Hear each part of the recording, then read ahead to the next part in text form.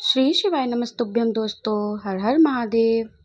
मैनपुरी उत्तर प्रदेश में चल रही तप शिव महापुराण कथा की आज 5वें दिन की कथा पूर्ण हो चुकी है। ये कथा 22 जुलाई से 28 जुलाई तक चलने वाली है, जिसका आनंद आप आस्था चैनल और यूट्यूब के माध्यम से दोपहर 2 बजे से 5 बजे तक प्राप्त कर सकते हैं। आज की कथा में गुरु जी ने आपका सौभाग्य अखंड कैसे होता है उसकी जानकारी दी है, जिसे हर नारी को करना चाहिए, पर केवल 2% नारी ये कार्य करती हैं, जिसे सुनना आपका बहुत ही आवश्यक है। साथ ही 27 जुलाई अधिक मास को गुरुजी ने क्या एक चीज़ दान करने को कहा है, उसकी भी जानकारी आपको इसी वीडियो से प्राप्त होने वाली है। साथ ही आज गुरुजी ने एक बेलपत्र और रोली वाला शीघ्र विवाह वाला बिल्कुल नया उपाय बताया है। ये उपाय कब करना है, किस डेट को करना है, कितने चावल का प्रयोग करना है, उसकी संपूर्ण जानकारी आपको इसी वीडियो के अंत में प्राप्त होने वाली है। आज की कथा में जो भी उपाय पत्र या जानकारी दी है, सभी की जानकारी आपको वीडियो से प्राप्त होने वाली है, इसलिए वीडियो को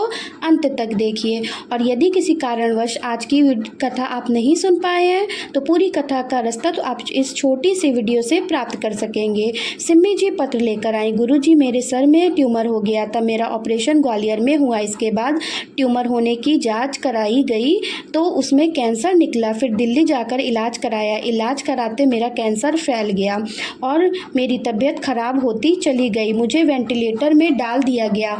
इसके बाद मेरी माँ ने किसी के कहने पर पशुनापति व्रत के बारे में बताया और मेरी माँ ने व्रत का संकल्प ले लिया और उसके बाद शिव पर चढ़ी हुई बेलपत्र को लाकर मेरे बेड के नीचे रख दिया जाता और शिव पर चढ़ी बेलपत्र और जल मुझे दे दिया जाता, जिसे मैं खा लेती थी। उसके बाद कुछ महीनों बाद मैंने फिर से जांच कराई थी तो मेरी समस्या ठीक हो चुकी थी। उसी का आभार व्यक्त करने के लिए कथा के पंडाल में आई हूँ।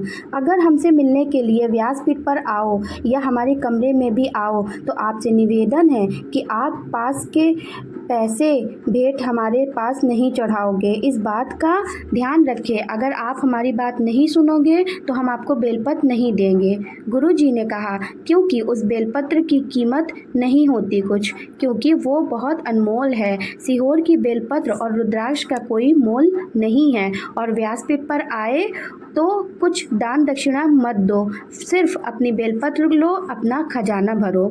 आगे पूनम जी पत्र लेकर आई। मेरा बेटा जो है 3 साल से सरकारी नौकरी का प्रयास कर रहा था और मैं उसे बोलती थी शिव मंदिर जाकर जल चढ़ाया करो, पर वो सुनता ही नहीं था। बहुत जोर किया तो उसने जाना शुरू किया, उसका शिव पर भरोसा जागने लगा। तब बेटे ने हाई कोर्ट का पेपर दिया और पशुपति व्रत किया और एक चावल का दाना चढ़ाकर बेटे के लिए कामना करी। 2 महीने के अंदर उसका चयन हो गया। उसी का आभार व्यक्त करने के लिए कथा पंडाल में आई हूँ।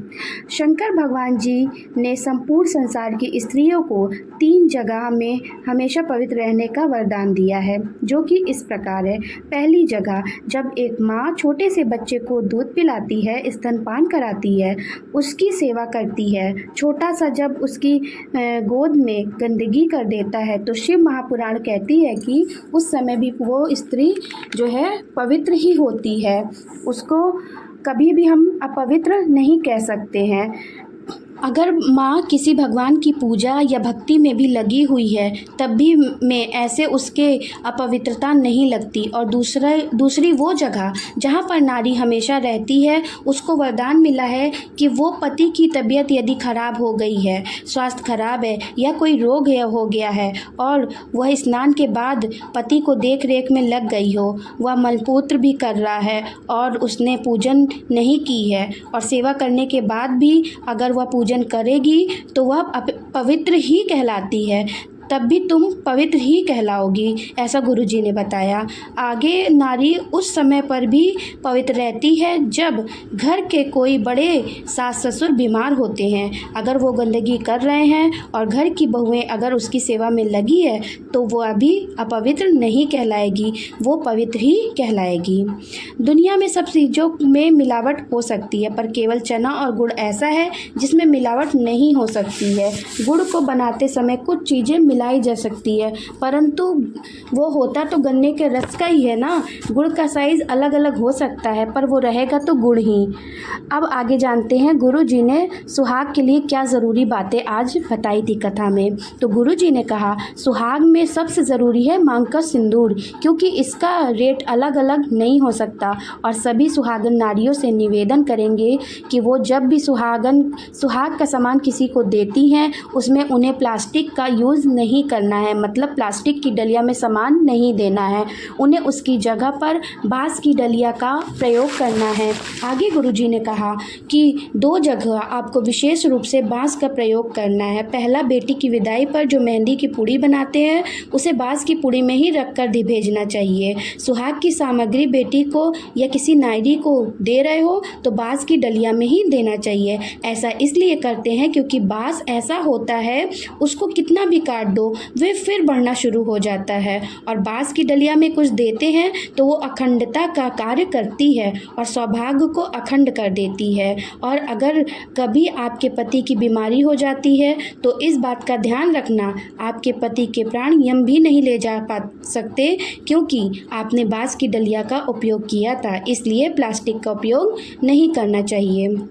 आगे गुरुजी ने कहा सभी माताओं और बहनों से एक बात कहना चाहेंगे कि जब भी आप मांग भरते हो आपको लकड़ी के सिंदूरे का उपयोग करना चाहिए, मतलब जिसके अंदर सिंदूर रखते हैं वो लकड़ी का होना चाहिए, ना कि प्लास्टिक की डिब्बी, ना ही चांदी की, ना ही सोने की और ना ही एल्युमिनियम की डिब्बी होनी चाहिए। सिंदूर रखना है तो आपको लकड़ी की डिब्बे में ही रखना है। ऐसा इसलिए किया जाता है क्योंकि शिव, विष्णु जी, दुर्गा जी, गणेश जी, सूर्य नारायण जी और महादेव जी ये शिव पंचायत हैं के 5 देवता हैं जो कि लकड़ी के सिंदूरे के अंदर विराजमान होते हैं, और इनके साक्षी होकर जब नारी के मांग में भरा जाता है तो वो अखंड हो जाता है। इसके बाद गुरुजी ने कहा हम जानते हैं यहाँ पर कथा पंडाल में जितनी भी स्त्रियाँ बैठी हैं उतने में केवल 2% ही ऐसी होंगी जिनके घर में लकड़ी का सिंदूरा होगा, क्योंकि आज के समय में सभी नारी प्लास्टिक की डिब्बी खोली और मांग को भर ली। आगे गुरुजी ने कहा 2 चीज़ें मनुष्य की ज़िंदगी बर्बाद कर देती है, एक तो फैशन और दूसरा है वैशन। फैशन से तात्पर्य दिखावा की ज़िंदगी के लिए है, व्यर्थ खर्च करने से है, परंतु वैशन का तात्पर्य है नशा, मदिरा जैसी बुरी आदतों में पड़ जाने से। आगे दोस्तों गुरुजी ने 27 जुलाई के लिए कुछ बताया। कल 27 जुलाई है और आज आप अधिक मास का गुरुवार का कुछ दान करना चाहते हैं तो आप पान के बीड़े का दान कर सकते हैं, मतलब आप एक पान बनवाकर पंडित जी को, ब्राह्मण को, जन को या किसी गुरुजन को दान कर सकते हैं। सिर्फ एक बीड़े पान का भी दान करेंगे तो भी पर्याप्त है। आज की कथा में गुरुजी ने शीघ्र विवाह वाला बिल्कुल नया उपाय बता दिया है।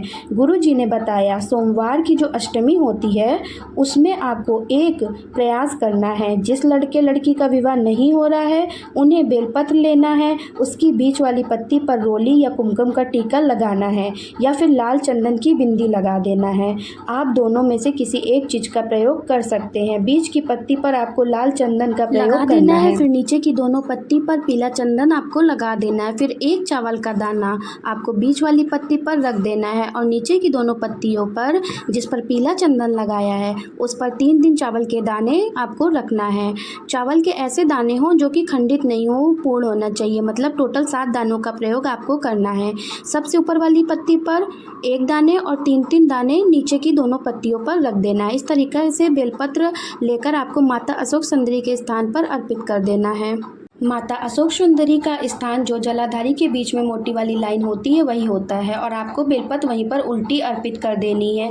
जैसा कि शिवलिंग पर हम अर्पित करते हैं वैसे ही आपको अशोक सुंदरी माता के स्थान पर उल्टी बेलपत्र को अर्पित करना है। फिर बेलपत्र की जो डंडी होती है वो किस ओर रखना है वो भी ध्यान जान लीजिए। अर्पित करते समय बेलपत्र की डंडी जलाधारी की ओर होनी चाहिए, जिस ओर से पानी नीचे की ओर गिरता है उस ओर डंडी होनी चाहिए। बस आपको इतना ही करना है। ये उपाय आप कोई भी सोमवार की अष्टमी पर कर सकते हैं, जो कि अगली सोमवार की अष्टमी आएगी वो 20 नवंबर को है, तो उस दिन आप ये उपाय शीघ्र विवाह वाला उपाय ज़रूर करें।